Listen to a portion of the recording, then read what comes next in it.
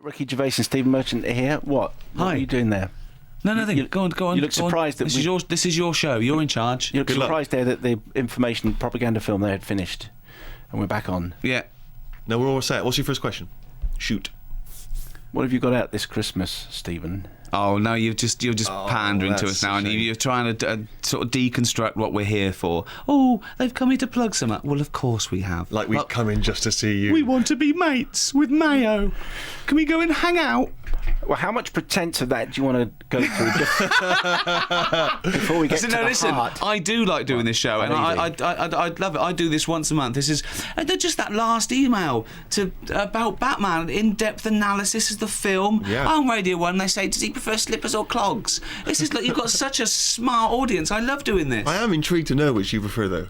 Do you ever wear clogs? No, I always wear slippers. Yeah. But I mean, if I was a little Dutch boy and I wanted to make a noise running up some stairs, Clogs are your man. the clogs are your man. So you want the smartest questions that is possible to provide on a radio program. I'd love, sort of like, mind-body questions, evolution versus creationism, moral dilemmas. I'd love all that. Just, Ricky, can you roughly explain what relativity is? I'll have a go.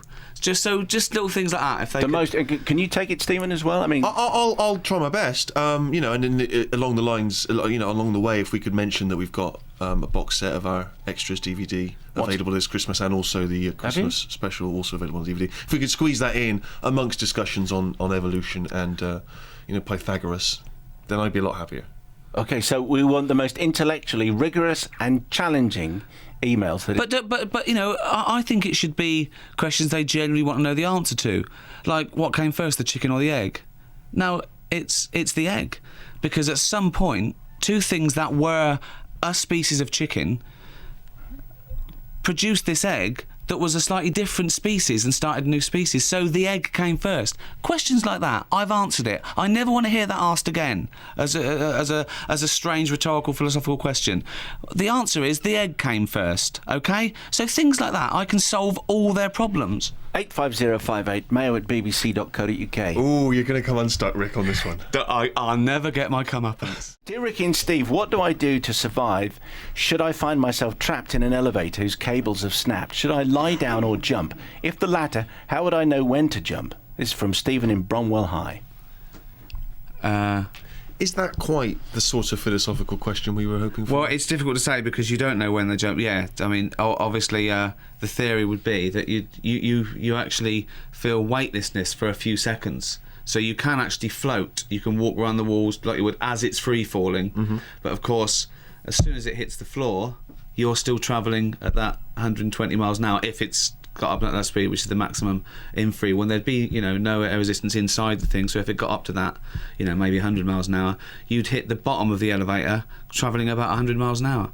So there's not a lot you can do. No. Well, what I would do, from my knowledge of films like Die Hard, is there's always a trap door in the ceiling of any elevator. You open that, you climb on the top, you jump onto either the cables or some kind of ladder. This happened once, and Steve started crying and screaming, and he lost all bodily functions. And I just held him gently, and I took the brunt of it. I laid him, and I got a punctured lung.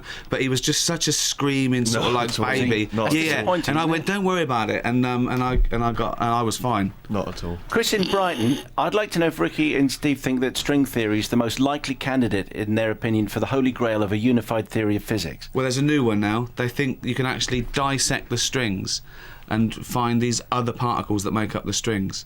So he's so passé. He's so 2007 with string theory. What is it that makes up the strings then? Quimbles. I'm just going to hang on until the old Hadron Collider is working properly. I don't want to make any decisions until I've seen the evidence. So what's in a quimble then? Two particles and a strumpet. When the wave-particle duality problem is finally solved, which do you think will prove to be the case? Well, it depends, because there's some things that are ambiguous, like delocalised electrons, say, in phenol. They come across where they share each other, sort of like covalency. They come across like covalency. Yeah. And then the Quimble magic happens. That old Quimble magic. It's what Christmas is all about, isn't it? Quimble magic. Available from Ronco. Quimble magic. Mum, What? I've got snot all over my legs. Get out the Quimble magic. Why do men have nipples? Asks Vernon. Well, that's can answer that one, well, Rich, it's a surely. hangover, isn't it? From we're pretty much similar in the womb. I mean, the even the similarities between mammals in the womb, that we all look like a little baby frog, and so they're a hangover from when they developed. I think we all start out as female as well in the womb. So, Isn't it true that it's the exact same distance between your nipples on everybody, 9 whatever inches. your size? Isn't that true? 9 inches. I think. Yeah. Yeah. I think that's true. Yeah. Well, I mean, I don't know.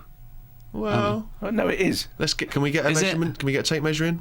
I don't know. Really? Is that a wise thing for grown men with webcams up and running? Yeah, BBC well, we'd have be already- about the same, but I mean, I don't know if it's precision sort of measuring. Joe asks, does the existence of Ricky Gervais confirm beyond reasonable doubt that evolution is a random process, and also dispel the notion that it always works in favour of the fittest in any given environment? Intuition tells me it's true, but I'd like some more informed confirmation. It's a very good point. You know, the human evolution now is based on different criteria. You know, it's not always the fittest to survive, and of course, the civilised society. I second that. It shouldn't just be the survival of the fittest. You know, or I mean, Steve would never get a chance to pass What on are you his talking genetic about? material. What are you talking about? That's insane. What are you talking about? I'm like, no, in some cultures I would be revered as a god. I think which cultures would they be? Blind ones? Blind, deaf. Blind cultures. Deaf. Yeah, just in a petri dish. Nazis. They love the 6 foot Aryan. They would have. I'd have been hugely popular amongst that lot.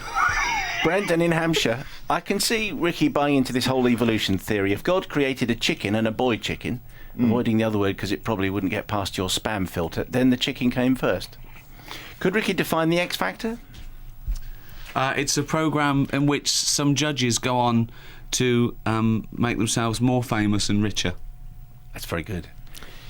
Garfield asks, how do you stop space, or where does space end? How do you stop space? That's what he asks, yes. Well, they're seeing it in a different framework. They're seeing that there's this it's the old thing that if space is expanding, what is it expanding into? When it was nothing, where was it? But they're seeing it in our three-dimensional empirical world, whereas space can't really be defined in those terms. Why not? I think well- Professor Stephen Hawking tries to describe it as a ball, as though the end is coming back on itself. Yeah, because it's the quimbolosity suggests that. Quimbolosity is quite difficult. Well, Is a lot- there It's an all equation? down to quimbles. Yeah, it's the quimbles and the quadrons. Do you remember what the formula is for quimbolosity? It's It's just Q. It's a weird one because it's the only formula that is nothing at all. It's just Q. Is that right? That doesn't I sound think right it's, to but me. I don't want it because it changes. It depends if you were thinking of it in the That Latin. used to do my head in when I was little. When I was about like 6 or 7, I learnt about this sort of stuff. I was quite an advanced little chap. I think I did most of my learning between 3 and 12, and I had to stop thinking of where space in, because I used to lie abed and imagine a wall, and then I could see over the wall, and it'd send me. I remember I used to sort of like sit in our coal bunker when I was about 5. So think of this as a 5-year-old. This juxtaposition of these two ideas. I used to like breaking up coal and make little black diamonds, and then I remember thinking I've got to do this really carefully in case by accident I split an atom. Yeah, you do think that as a kid. But think of that, the 5-year-old That's breaking very up coal, but thinking, I hope I don't accidentally split an atom.